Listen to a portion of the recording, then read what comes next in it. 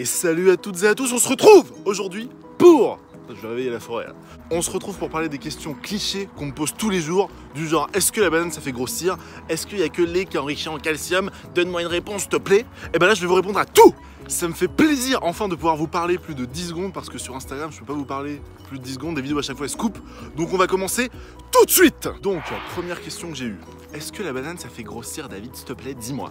Alors non, la banane ça ne vous fait pas grossir. Pour grossir, il faut que vous dépassiez votre apport calorique journalier. Exemple, s'il te faut 2000 calories, si tu manges 2100 calories, tu vas grossir. Si tu manges 1900 calories, tu vas maigrir.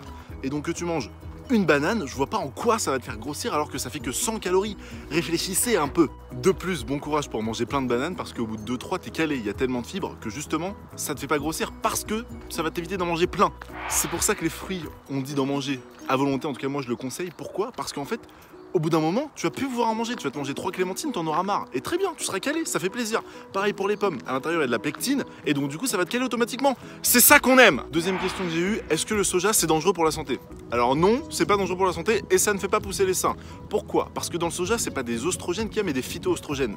C'est pas compatible avec ton corps, bordel. Le soja, ça ne fait pas pousser les seins, c'est bon pour la santé et ça fait plaisir. Par contre, oui, si tu te tapes le champ entier, c'est sûr qu'il va se passer quelque chose. Mais qui va se taper le champ entier? Personne. Tout en excès, c'est pas bon. Mais le soja, franchement, je te le conseille. Surtout que ça remplace le lait si t'es intolérant au lactose. Et ça fait plaisir. Troisième question. Non mais je sais pas compter. Troisième question. Alors, est-ce que sauter un repas, ça va me faire maigrir? Alors non, ça ne va pas te faire maigrir. Qu'est-ce qui va se passer si tu sautes un repas? Si tu sautes un repas, ton corps il va se dire quoi? Le prochain repas qu'il me donne, je vais le garder. Si jamais il me refait le coup, attention à toi. Donc ne saute surtout pas de repas parce que si tu sautes un repas, le prochain que tu vas prendre, tu vas le stocker et donc du coup ton corps il va être déréglé. Et c'est pas ça qu'on veut. Alors toi tu dis oui, mais si tu sautes un repas, c'est pas si grave. Et bah si, parce qu'à la fin de la semaine, il va se passer quoi? Tu auras sauté 4, 5, 6 repas et donc du coup tu seras frustré. Et donc le week-end, tu vas te venger et tu vas faire une petite crise de boulimie et tu vas grossir. Et ça fait pas plaisir. Quatrième question, on m'a demandé quelle quantité je dois manger dans la journée. Alors moi je dis que le matin il faut manger comme un roi, l'après-midi comme un prince et le soir comme un esclave. Qu'est-ce que ça veut dire? Ça veut dire que le matin, n'hésite pas à bien manger parce que tu as une journée à attaquer. L'après-midi pareil, il te reste la fin de la journée, franchement il te faut de l'énergie. Par contre le soir tu vas dormir, donc du coup t'as pas besoin de manger énormément. Et par contre le matin ne te gaffe pas. Le but c'est pas de rendre ton corps lourd quoi. Il faut que tu manges, il faut que tu aies tous tes nutriments. Et pareil pour l'après-midi et le soir. Par contre tu réduis petit à petit les quantités. Tout simplement. Cinquième question. Est-ce que je peux trouver du calcium que dans le lait?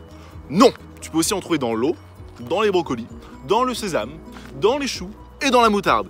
Et n'oublie pas qu'il y a beaucoup de boissons où le calcium est ajouté, donc n'hésite pas à les prendre, c'est pas mal. Pareil pour l'eau, si tu prends des Contrex ou de l'Épar, là tu auras énormément de calcium ajouté et ça on adore. Donc le lait ce n'est pas indispensable pour le calcium, crois-moi! Bon voilà, c'est terminé pour cette vidéo, je vous en ferai d'autres si ça vous plaît. Donc on récapitule.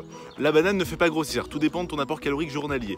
L'eau aussi, tu as du calcium dedans. Il n'y a pas que dans le lait où il y a du calcium, il y a aussi d'autres aliments, bien sûr. Sauter un repas, c'est pas bien, n'essaie de pas en sauter, évidemment. Concernant les quantités à manger, n'hésite pas à bien manger le matin, l'après-midi aussi, et le soir, réduis un peu tes proportions.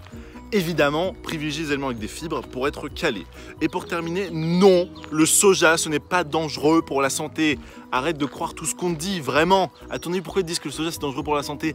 À ton avis, réfléchis, il y a de la concurrence par rapport au soja, t'as vu? En tout cas, c'est un plaisir de vous faire cette vidéo, vraiment, ça me fait vraiment plaisir. Et j'espère que ça vous fait plaisir aussi. On est sur un gros projet, je vais vous faire d'autres vidéos comme ça, je l'espère. En tout cas, portez-vous bien et comportez-vous bien aussi. Dormez bien, mangez bien, parce que ça, on adore! Et n'oublie pas, si t'as des questions, tu me poses tout en commentaire, je réponds à tout le monde. Juste après, je te mets mon petit générique avec le truc pour s'abonner, la prochaine vidéo et les réseaux. Ça fait plaisir!